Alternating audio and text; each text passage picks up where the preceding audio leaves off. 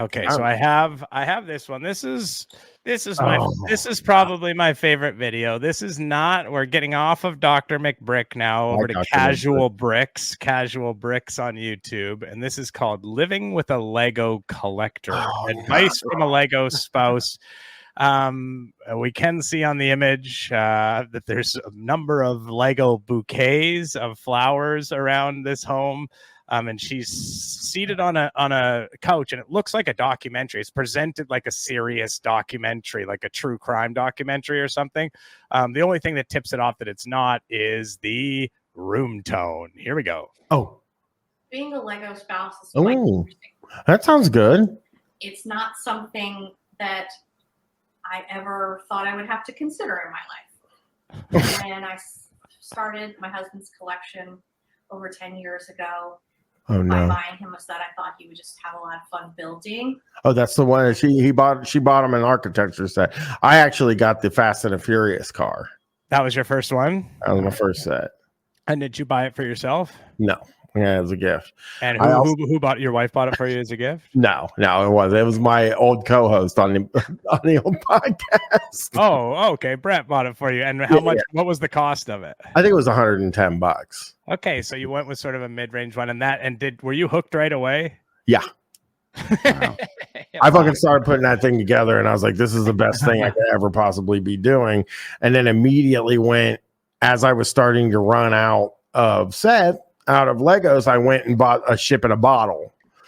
And then as I started to finish that, I went and bought the Seinfeld set. And then as I started to finish that, I went and bought the guitar. And as I started to finish that, I went and bought the Sonic the Hedgehog. And as I started, so I have not been without Legos to do for 3 years. Would you like what would it look like if you weren't able to get at your hands on Lego to build? I would complain. I did it all through Christmas. I was like, this is fucking bullshit, man. You'd be grumpy. I was very grumpy. I was like, I can't fucking do what I want to do, but everybody else gets to do what they want to do.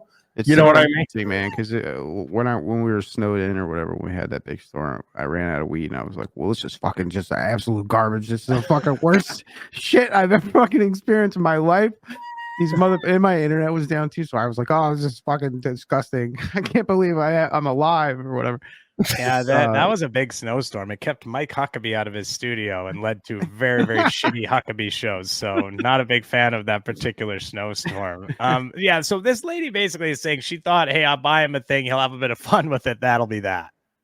I didn't know that it would turn into something that takes over a quarter of our house. Oh my God.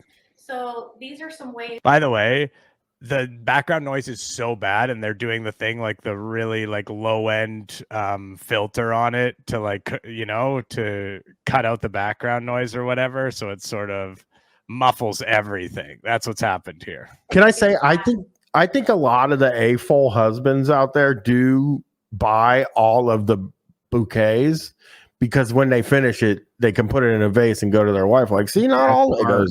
Well, listen, she's about to cover that specifically. So here we go. We live together with our Lego collection, very large, sprawling Lego collection, harmoniously. I'd like to share them with you today.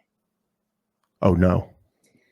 One way that we live harmoniously with our Legos is controlling the chaos or limiting the spread in some way. Limiting the spread. You gotta stop the spread. Talking about it like an infectious disease. You gotta stop the spread. That's the thing. She's dead serious, by the way. This is not like a silly video where they're doing a parody of something. I promise you, this is a dead serious channel where this is 100% serious. And if you look over, I will say Casual Bricks has another video that says a tour of my $34,000 Lego room.